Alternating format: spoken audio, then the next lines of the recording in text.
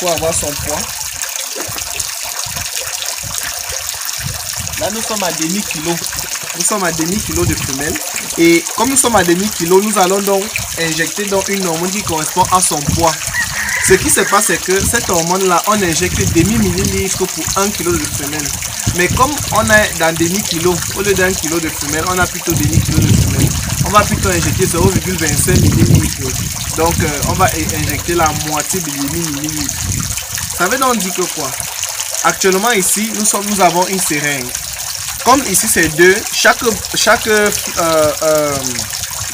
trait représente 0,2, 0,25. Donc, lorsque vous traversez un trait, c'est 0,25, 0,26 jusqu'à arriver à 2. Donc, ça veut dire que là, ici, nous sommes à demi, 1 et demi, 2. Donc, il y a les millitraits en fait au milieu qui permettent de pouvoir bien délimiter la séparation des quantités de hormones qu'on doit prendre. Donc, pour ce cas, nous allons donc prendre 0,25 que nous allons injecter sur demi-kilo.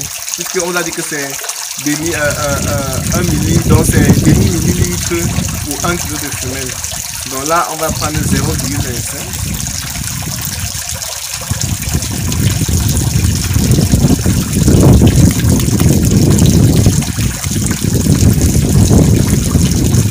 Ok, c'est ça ici. Puis, normalement, dans une écloserie moderne, on ne serait pas en train de faire comme ça. Nous sommes dans une écloserie un peu artificielle, un peu artisanale. Donc, mais sinon, on fait avec les moyens de bord. Donc là, on va injecter notre femelle. Le plus important, c'est de toucher la partie musculaire du poisson. Et un peu plus proche de la tête, parce que c'est dans la tête que c'est stimulé. Et dans le muscle, c'est pour verser les hormones, parce qu'on ne verse pas l'hormone dans le sang. C'est dans le muscle, puisque ça possède des vibrations presque électriques.